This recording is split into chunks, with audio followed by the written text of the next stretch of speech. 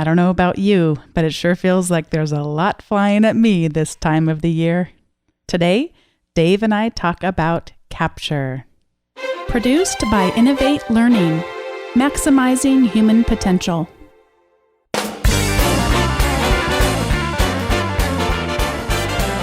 Welcome to this episode of Teaching in Higher Ed.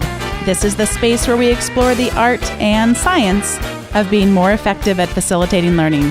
We also share ways to increase our personal productivity approaches so we can have more peace in our lives and be even more present for our students.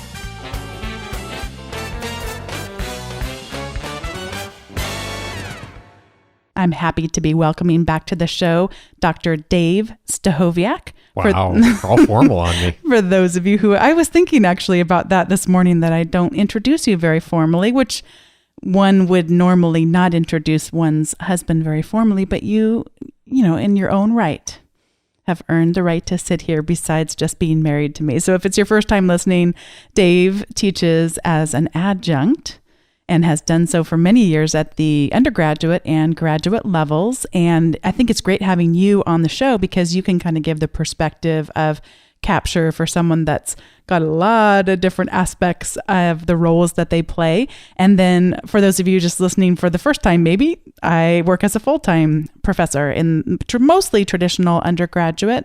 I'm actually trying to stop saying traditional undergraduate because people are starting to say the demographics of undergraduate education are evolving so quickly that there shouldn't be a term like that. But mostly it's 18 to 22-year-olds, not entirely, but mostly. And then I also teach as an adjunct elsewhere in different programs, including a doctoral program. The world really has changed as far as the ages that people are getting degrees over the last generation, for the better in a lot of ways. So it's cool to see how many options there are out there for people now. Yeah, I have a couple guys in my classes who have served in the military, including one who served over in Afghanistan. And just being able to read their introductions here at the start of the semester and just think about all the things that they've already seen in their young lives, it's really pretty amazing. This week, as Dave knows, I forgot my power cord for my Mac at home, and there just was a lot of stuff flying at me, and I was just reminded of the importance of doing what David Allen, who wrote the book called Getting Things Done, calls this process capture. And one thing I don't want you to get confused at, if you have been listening to the show for a while, Dave and I talked about something called personal knowledge management on an earlier episode. And we also had wonderful Georgia Tech librarians come in and do a follow-up workflow show. But that idea, we did use the word capture to talk about capturing knowledge, actually capturing information that then we transform into knowledge. But in this case, we're more talking about on the time management, the task management, all of those actions or potential actions that come into our lives and how we might capture them. That's the way we're using the word, the way that David Allen does in his book, Getting Things Done. So let's start out by, what is capture? Dave, how do you think of the word capture? How do you think of it in terms of the getting things done context? Well, I think of it as anything that's coming at me that I need to act on at some point in the future. So if someone is making a request of me, or if I get an email, or I have to follow up with someone. For example, this morning we were walking out, we're recording this on a Sunday, we were walking out of church this morning, and one of our other members of church came up to me and said, we are putting together this committee and we'd like you to help on this committee, and can you let me know if you'd be interested in helping? And so right away, I needed to capture two things. One, she handed me her card with her number on it because she wasn't sure I had it. So I needed to capture that. And I also needed to capture the fact that I needed to get back to her, all the while Hannah's crying in the stroller. And so I really had to think, because it's one of those things that I have learned that if I, it seems like later in the day, like right now, I'm like, okay, of course I'm going to remember to do that. But I know that 2 days later, I'd never remember to do that. So I have to find a way to get that into my system somehow, but to do it in a quick way. So I don't have to sit there and agonize over for 20 minutes. Like, okay, am I going to do this or get back to her or what? I can think about it later, but I know I've got it in my system, and then I can free my mind to handle what I really need to handle right then, which is trying to figure out how to get Hannah to stop crying and get her to the car for her nap. And there is a lot of stuff that goes flying at us throughout the week like that, stuff that we didn't necessarily create on our own. I mean, maybe someone's replying to an email that we wrote to them, but a lot of stuff's coming to us, phone calls, emails, business cards. At our university, the student athletes now are all coming around giving us these papers that say, hey, I'm in athletics. These are the classes that I'm going to miss. This is sort of, it's actually really been a good thing that they do to help them just really emphasize the academic part of their school experience. So it's a good thing they do, but all these students coming up and they're going to give me a paper and I have to sign this thing. I mean, it's really coming at us.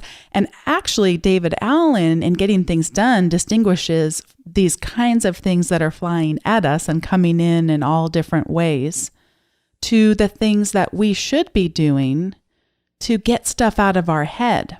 So we might be walking along thinking about, I'm going to do some research in this area and I just had an idea of a possible avenue I might explore, that's important to get down. And he argues that the better that we can capture those things and actually go through processes that will generate more of it, get it out of our head, think about the different roles we play, think about the different projects, think about the grants we're working on, these kinds of things. The more we can get it out of our head, the more we free our brains up for creativity. Now, I know that we have pretty much all academics or someone who's on their way to try to teach in higher ed listening, and you might instantly go, how could he support that with research? And he does. I mean, he does have some evidence there, but I don't know that it's going to stand up to anyone listening, I don't know if it'll stand up the kind of rigor that we might see in a peer-reviewed study. But I will say, anecdotally for myself, I sure feel better when I go through this process. I can tell when I've been doing it just how the stress goes down for me and how much more creative I can be by going through the process. So it is anecdotal, but from one person who does this pretty much every week, the process that we're going to describe today of capturing, really lowers my stress. And even though it'd be really difficult to quantify, really has increased my creativity. Yeah. Well, and he's a big believer that it's not about, your mind isn't for holding stuff, it's for being creative and thinking. So, and I've certainly found that to be true anecdotally as well.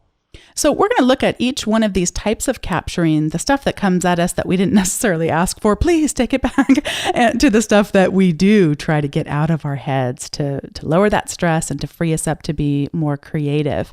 And when he talks about, David Allen, when he talks about in his book, the different inboxes, this was something that as a professor, I really had to change because I had worked in the corporate world.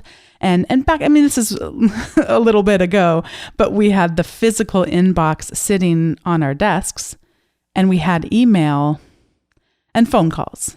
And that was about it. And I'd go home and there wasn't the inbox at home and this kind of stuff. But as a professor, I've got an inbox here at home, a physical inbox where mail comes in. I've got an inbox at my office. I actually have even a mailbox that's different than the inbox sitting in my office. I have a laptop bag that I carry around that has folders in it. I have a cell phone. I have a work phone. I have a bunch of different emails depending on, I mentioned I teach as an adjunct too. So I've got my regular institution. I've got the institution I adjunct for. I mean, there are a lot of different inboxes, and that used to make me think like I was doing something wrong. And he says you need to have as many inboxes as you need and no more. And I thought that's okay. So it's okay. And especially if you're someone who's going back and forth between, sometimes we're working from home, sometimes we're working at the university, the need to have some kind of a traveling inbox, I have found to be really helpful, just to have in my laptop bag, have a folder there. It says inbox on it. And that's okay. I just have to have captured somewhere so that I remember to go check that inbox so that the things I need to attend to don't just get stuck there and left there, which I will say has happened to me in the past. So if I'm doing my processes well, that inbox gets emptied out and processed just like a regular inbox would. And this is a place where technology has helped us to consolidate a little bit. And so, for example, you and I have a home phone number set up that's just a we don't really use our home phone, but it's set up as a voicemail inbox. It goes right to our email when we get a message. We have a Google number for podcast. In fact, when folks ask questions this podcast, that comes into our email inbox. I try as much as possible, to the extent that I can, of anything that comes in on a social network or anything online, to always come to my email inbox. You can set up different things to come different places, but I try to use my email inbox as kind of my one place for everything. And yes, that means I get more email, but I know that if it's there, I'm going to handle it, and I've got a process for going through that. So I think that there's part of it is how many inboxes do you need to have, and have whatever you need to have. But when there is possibility to consolidate something using technology, that's a great thing to investigate. And sometimes a little bit of time setting that up can save you a lot of time in the long run to keep things in less places. Two other places I thought where things might come in: faculty meetings or committee meetings, and also those conversations that students, at least in my case, I'm sure I'm not alone, like to have with us after class, when we have 10 minutes to get from the class we're in to the next classroom and take down a laptop and set it up in the next room and hope that the projector hooks up and all that good stuff. So a lot of different, not necessarily something like an email, something like a voicemail, but in this case, a conversation where a student doesn't realize, and that I don't want them to feel like 1 out of 120 or 150. I want them to feel special and important to me. The fact of the matter is, at the end of the day, some days I'm going to have seen that many students. I might not, hopefully, have them all needing something from me, but I will not remember that by the time the end of the day comes. I'm spent by the time the day ends. So we want to have ways to capture this. So let's talk about some of the tools, Dave, that you and I use for the kind of capturing that's just coming at us. Well, I mentioned my email box already, so that's self-explanatory, I think. But then, and speaking of the email, for anyone who has not heard the term zero inbox, that is something that Dave and I subscribe to, and that phrase comes from Merlin Mann. And Merlin Mann is kind of become a little bit of a productivity guru. Mm-hmm. And he did a presentation for Google for their employees about, and essentially his I won't go too much on it because people aren't excited about zero inbox in academia as much as I think those of us that read productivity books for fun are. But the idea is that we don't, with our mailbox at home, we don't go out there, and if we go out there and see that there's something there and we don't really need it right now, we just leave it in the mailbox, come back inside the house and just keep leaving stuff in the mailbox. So his idea is that we go to our mailbox, whether it's our email box or our actual mailbox at our house, and we process things and get them out of the inbox so that it's empty. It's zero. The inbox is zero at the end of the day. So Dave and I do subscribe to that. We're not going to talk about that at length on this episode because I have found that is not an exciting topic for a lot of academics, and our joy in life is not to bore you, but if you'd ever like to chat about it and I'm wrong, tell me, because we'll do an episode on it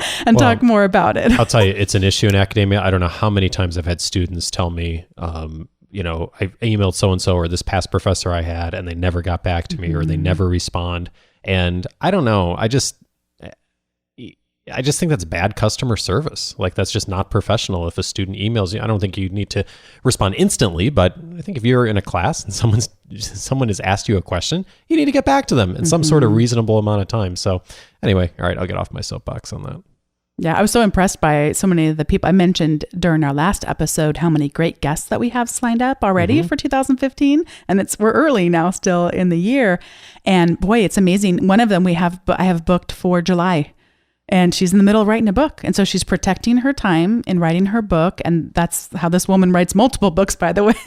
But she got back to me. She said, hey, I want to respond to your email, but I need a little bit of time. And then she responded and said, hey, send me a couple episodes so I can listen and get a flavor out. She scheduled, actually, I'm going to get back to her in June and we'll schedule a time for July. I mean, that right there is someone who understands the aspect of the professionalism around students and potential partners, getting back to them, and at the same time, preserving that time for writing and research. Yeah, well, and I think there's a message there for all of us is if you want to be influential in your career and to build a strong network, that you've learned to get good at that, or you've talked to people who can help you get good at that. So a few tools that we use besides that ascribing to the zero inbox. I mentioned the folders that I have in my laptop bag. I actually really like the folders that David Allen sells on his website, and I will link to them in the show notes. And they have, it's the idea of one of them's the inbox. He has the idea that we could carry around files that we might need to review with us. So if we get to a meeting and it doesn't start on time or that kind of thing, that you have something with you. I tend to, most of that's these days virtual. I don't really use that folder that much, but it's a nice collection. And of course you can get them a lot cheaper at a place like a Staples or Office Max or that kind of stuff. But what I like about them is they're made of plastic and they're a lot more long lasting than ones that you might buy like your manila folders. I also like it because they're really bright colors, and then I can keep track of there's where my sign-in sheets are. Those are the handouts I'm going to need for later. And it's just, and they kind of make this little slick thing when Hannah was playing with them yesterday, but that's a tangent. So I like that one. We also both use an app called Drafts. Do you want to talk a little bit about Drafts? Drafts is my go-to place when stuff comes at me and I need to just quickly record it because I'm going to forget about it later, but it needs to go somewhere. And so what Drafts is, it's an app for the iPhone and the iPad for those of you who are iOS users. And it is brilliant at doing one thing really well. It does other things too, but you open it up, there's a cursor, you type what you need, and you close it. And it records it as a note. And it opens right into that cursor, and it creates a new note every time you open it. And then you can go back later and you can look at the list of all the things you've put in there. So I've disciplined myself, like this morning when I was talking to someone and Hannah was crying out on the church patio. I opened up my phone, I wrote down call back, the name of the person was there, took 5 seconds and put the phone away. And that way it's in the system. And I don't worry about, okay, when am I going to do it? Figuring out the whole thing. Don't worry about that at all, because I have in my task management system, OmniFocus, which we'll probably talk about in a bit, is twice a week to go in there and to process everything that I've, anything that came at me. Someone made a request, someone mentioned something in a conversation. But I also put things in there like if I'm thinking about something, where or maybe I'm listening to an audiobook and I think of an idea, like I did this morning. I was listening to an audiobook when I was doing the laundry, and the author said something. I was like, oh, what a good idea. And so I just jotted that on the Drafts app real quick, and later on I'll go back and then I'll figure out what I'm going to do with that. Is that something I'm going to record as a article idea later? Is that something I'm going to use in a class? Is that something I'm going to use for work?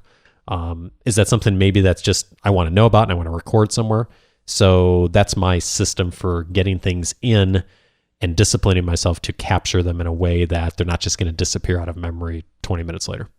A lot of the tools that are on our smartphones these days are getting better and better at capture. And I'd say Drafts is one of the cutting edge ones just because it is so simple. Like Dave said, you open it up and it's ready to go. But one that's giving it a little bit of a run for its money and is also available on more than just our Apple devices.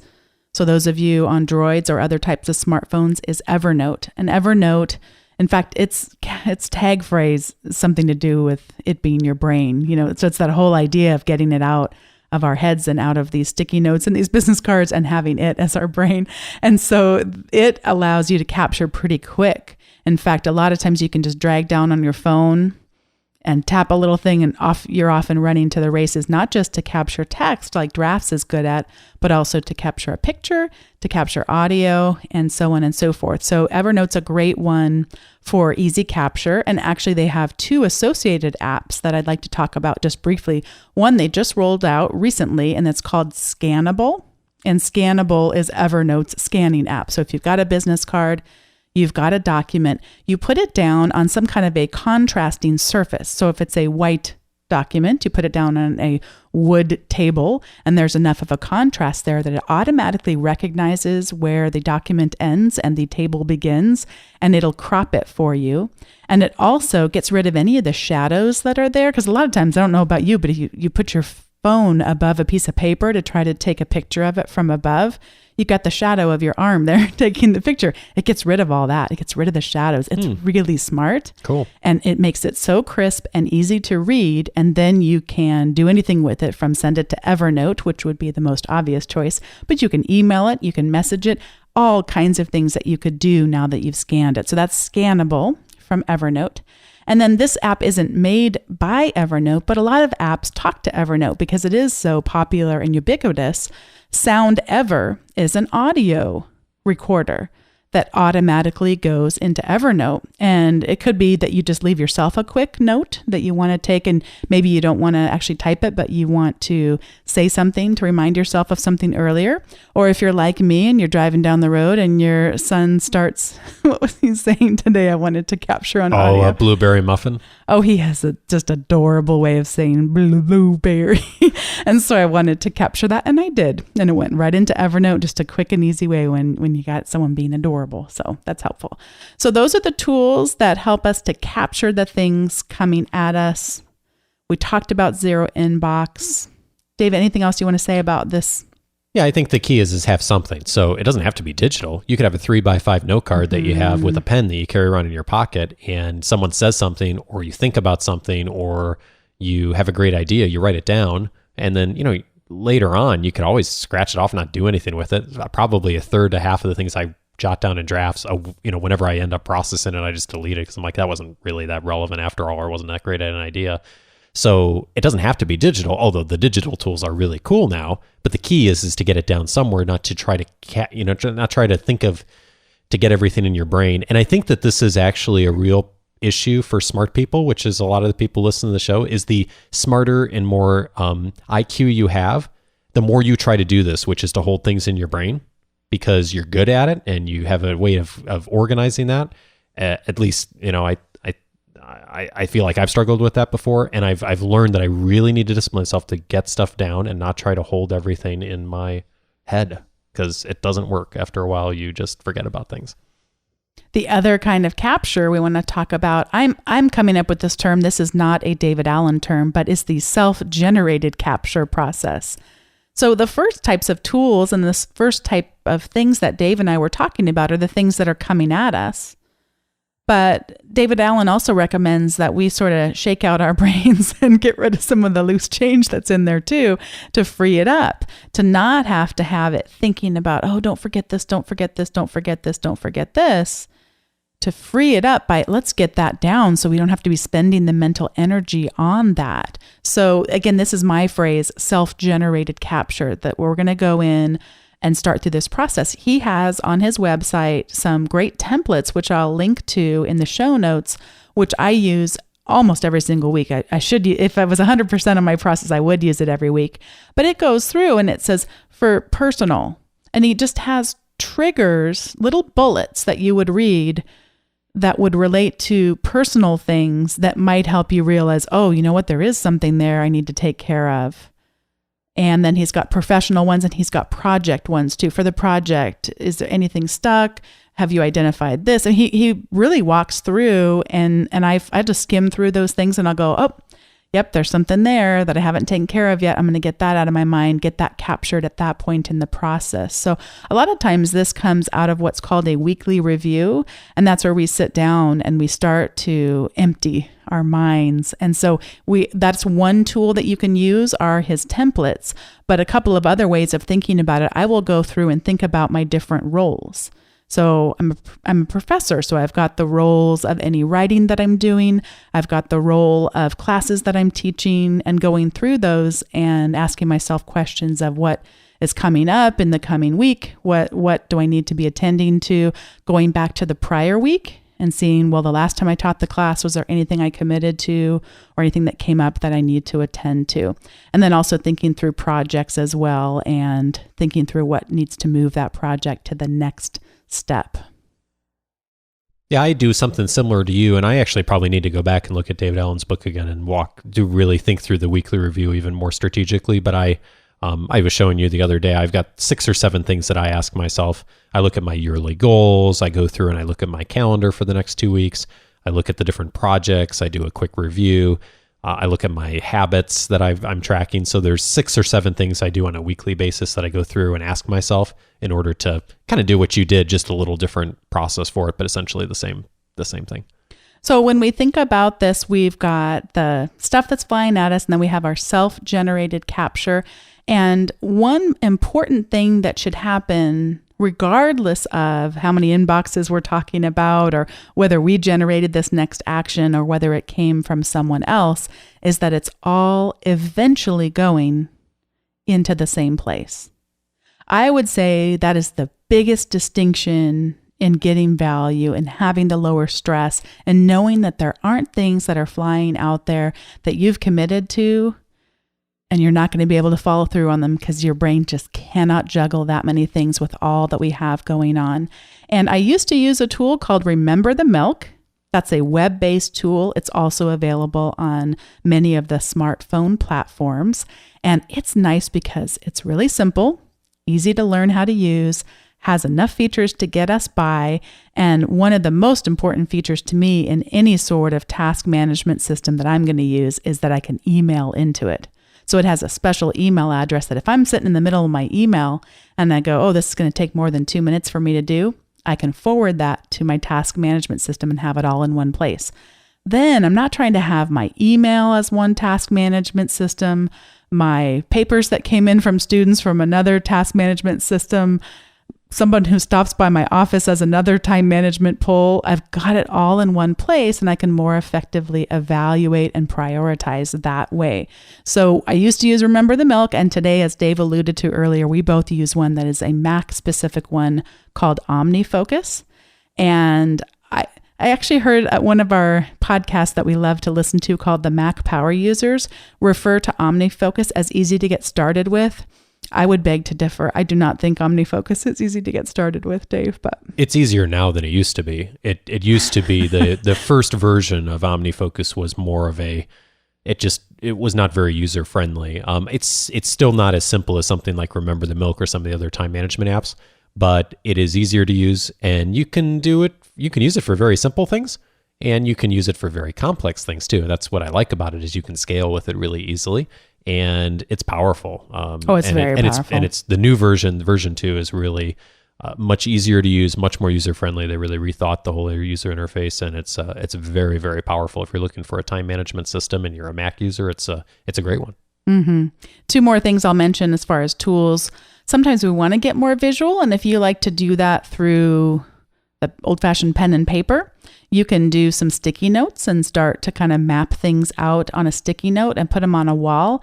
And if you want that to then go digital, there is an app for Post-its Plus, and I'll put a link to that in the show notes, which, by the way, are going to be at teachinginhighered.com/32. And so that's a great app that'll help you if I like to do that sometimes with stickies, and then you can kind of move them around and start to see trends and patterns and move your ideas around that way. And then if you want a software version as far as a tool that'll help you do that, there are a lot of good mind mapping apps, including the one that Dave and I like to use, called MindNode, MindNode.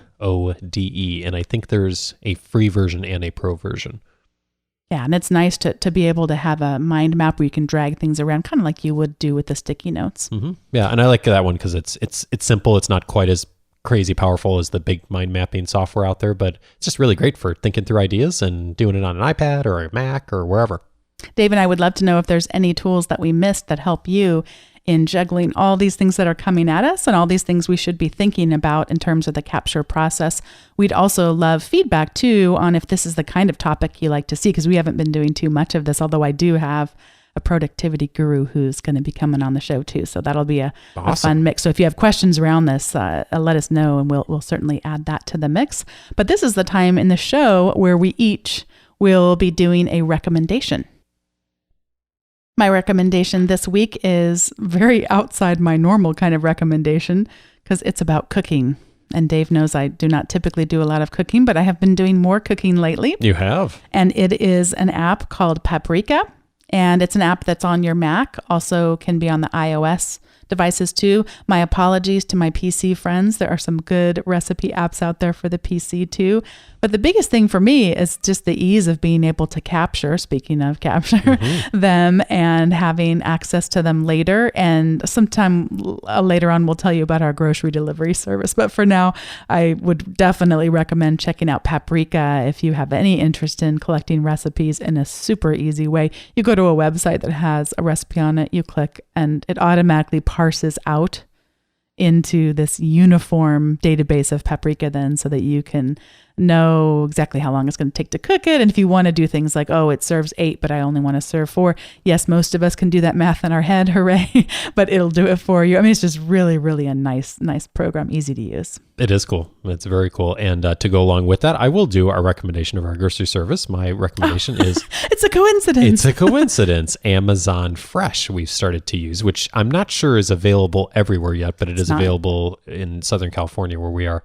And one challenge we have, we both work full time. We have 2 children under the age of 3 at home.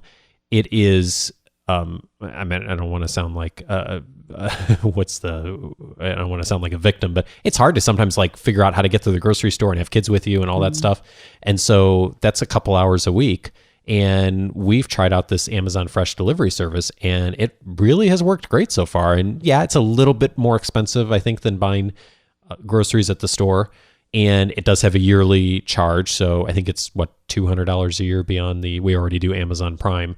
So, $200 a year comes out to whatever amount a month that is. I don't know what, $12, $13, $14. Clearly neither of us did any degrees in math. I try not to think about it too hard because I was so in love from the first delivery. Yeah. And so, but anyway, I think it's probably worth it for us when we think of the amount of time that we save. It's been great. They have this delivery window. They show up, they drop off everything. They keep it in nice cooled bags. And it's really been helpful to us over the last couple of weeks, I think, of navigating the first part of the semester and having food here and people not needing to run around and try and make sure there's enough milk in the house. And that's been really, really cool. I did see this comparison of grocery store prices, and it's comparable. So we're not paying that much more. Although they said you do have to watch it because just like anything on any service, they'll have some that are higher and some that are lower price than you might see. Oh, I just clipped our first coupons too. They have virtual coupons now too. Well, there you go. See? Yes, but it came with for free, which nothing in life is free. It's just going to help us buy more groceries. But it came with this hardware device called the Amazon Dash. And it's about the size of, I don't know, a 3-pound weight or something like that. Pepper shaker's a better example. And it just sits out on your kitchen counter, and it has a microphone. So you just talk into it and say eggs, bread, or whatever, and it goes in and adds that to this little queue on your grocery app. So you can go and later on move things into your cart if you want them. Funniest thing, our son was sitting at, well, he doesn't sit very much. We were sitting at dinner and he had gone to the kitchen and was awfully suspiciously quiet. And I thought, what is going on? And all of a sudden he pipes up, "I want milk." And he's talking into the dash. And I have it recorded on Amazon now. I don't have the heart to delete it until I can save it as an audio file or something. But it's so fun. Even he has it figured. It actually really is easy to use. Yeah. I mean, it's because I set it up on the wireless network in about 2.5 seconds. I mean, it's just really smart, super easy to use. And I do think that, yes, we're paying more for the convenience of it. At the same time, us eating home more, because we tend to eat out a lot. So us eating home more, who knows, maybe we'll work out. Well, we're actually pretty good at eating home. On the weekends we'll go out, but it's just the time. And actually it's been more of a time saver for me because I'm the one who normally does the grocery shopping. 2 to 3 hours a week on average is huge in my schedule. So yeah, anyway, that's cool. So try that out if you're looking for good advice on some tools and just having fun with technology too, which we always love to have fun with. And even if they don't have Amazon in your area, perhaps they have a grocery delivery service that's comparable. Almost certainly they do, because there's 3 or 4 of them out there now. So just do a search online for, Amazon Fresh versus whatever, and you'll find something good. Thanks so much for listening to this episode, number 32 of the Teaching in Higher Ed podcast. If you'd like to go to the show notes and comment, feel free to do so at teachinginhighered.com/32. Also, always welcome your feedback in general on the show at teachinginhighered.com/feedback. As always, if you have yet to subscribe to the weekly show notes and the teaching or productivity article that comes into your inbox once a week, that you can do at teachinginhighered.com/subscribe. And if you do so, you will get the free Ed Tech Essentials Guide. And I just want to thank Dave for being on the show again. You're welcome. And look forward to having you back in future episodes. And I love your articles, by the way. It's not just a article, it's one you write every week. Pretty cool stuff. Thanks. Bye.